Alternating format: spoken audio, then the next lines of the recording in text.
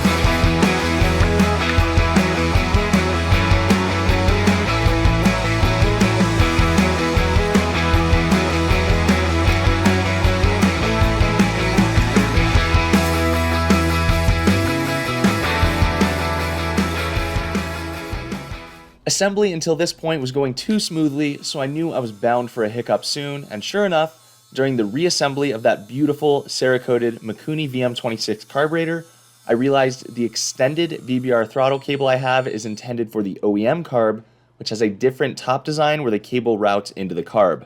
So I got a little creative and cut the threads off of the Mikuni top and threaded those into the OEM top assembly, and that allowed the throttle cable to lock in properly. I replaced the OEM CDI with a BBR rev box, which increases the rev limiter by 1200 RPM and has a hotter advance curve for better performance and easier starting, and this is a must-have given all of the other modifications to this motor. I installed this along with the wiring harness and had to grind a bit of Cerakote off of the frame for a good grounding location. Once that was complete and the ignition coil was mounted, I shifted attention to the frame cradle, peg bracket, and skid plate.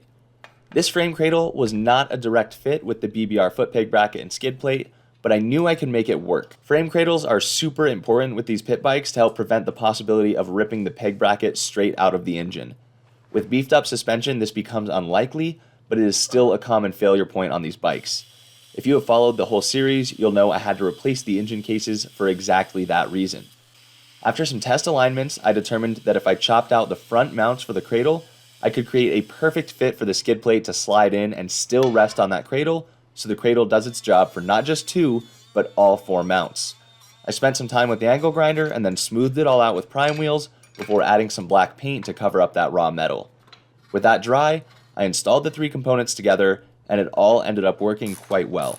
Sometimes you just gotta come up with custom solutions that work, and in this case, I am pleased with the outcome. From here, I installed the triple clamps with a brand new BBR top clamp, and then moved on to the BBR U-Flow air filter kit, which greatly increases airflow to the carb, and given the fact that this bike is big bored with an oversized carb, that is important. The air filter kit installed nicely, although the ignition coil did have to move back to make room for the air filter itself. The rear brake rod needed to be cut, and the BBR swing arm comes with an adapter to extend this brake rod, since this swing arm is longer than OEM. At this point, we were back to smooth sailing for a while, and I was stoked to slowly watch this pile of parts become a bike.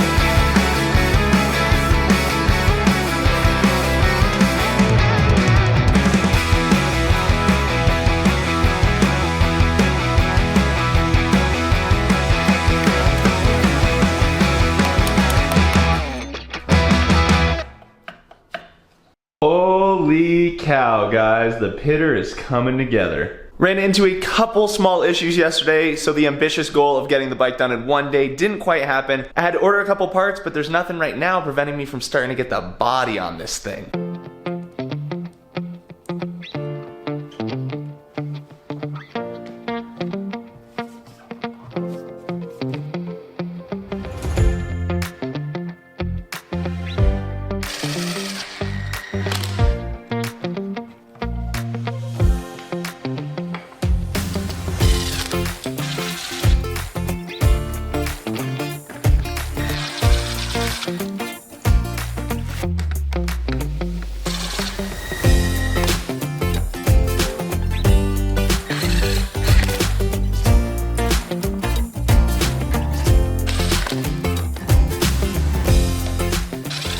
This plastic kit from MXPlastics.com bolted right up with all new hardware from Fastmetric, thanks to the frame mods we made in the last episode.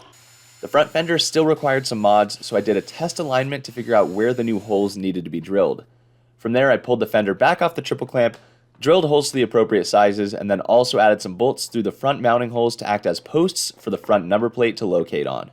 With all of the plastics completely mounted, I installed the tall BBR seat with that beautiful DeCal Works seat cover. Holy cow. This is one good looking pit bike. Let's see what it looks like with some graphics on it from DeCal Works. Not to mention, this bike will come with its own folding stand with custom graphics, courtesy of DeCal Works. And one more quick reminder that this thing could be yours. Go enter to win it.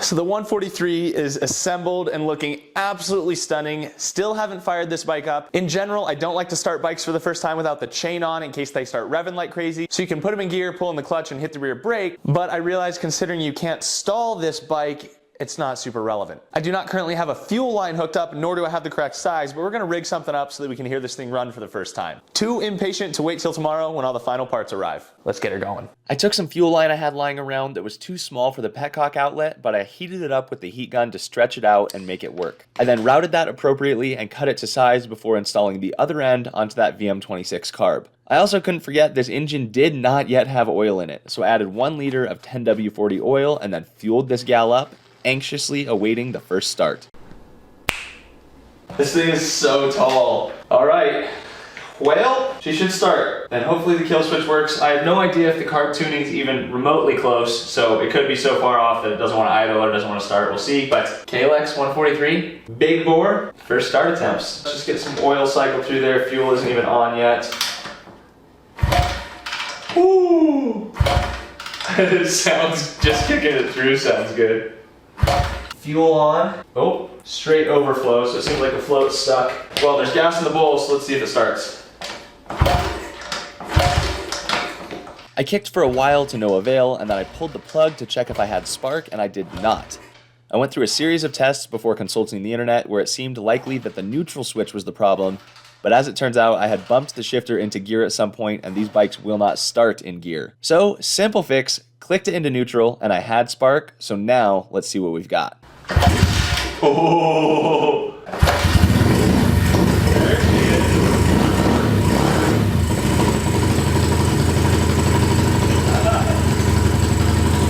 I think it's got a beady little rumble. Let's go!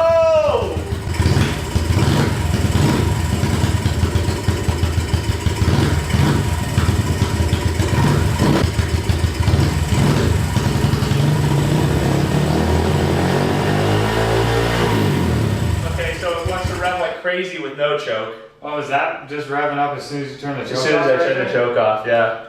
But that's because I have idle. I said idle cranked, yeah. It might be warm enough now to idle with no choke.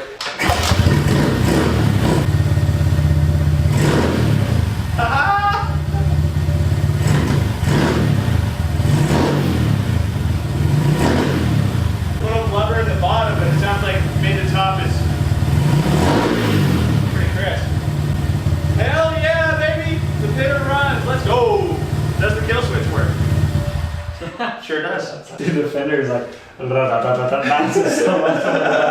It is now the next day, and as it turns out, I messed up and forgot to click submit on my Rocky Mountain order, so those parts will be here Monday. But I had to show you guys this first start, had to show you the progress, show you that it's running, because I'm racing cross country this weekend and then leave next Wednesday for Silver King's Hard Enduro. So time is going super quickly, finding a way to pack it all in and make it happen. So beginning of next week, I'll be dialing this thing in, getting the final parts installed, tuning it, taking it for a test ride. But she is well on her way and I can't wait to test this thing. And once again, this pit bike could be yours. Go ahead and get yourself entered. Links in the description to get some merch or direct entries. And I will see you guys soon with yet another race video from Elk Basin Cross Country, Silver King's Hard Enduro video, and of course a video putting the finishing touches on this bike and testing it out. Oh, and as for the wrist brace here, may have tweaked the wrist a little bit in the Burnt Timber XC last weekend, but I think it's solid enough to push through for Elk Basin XC and Silver Kings. And that's all I got for you right now. I'll talk to you guys soon, and I appreciate each and every one of you who entered to win this thing.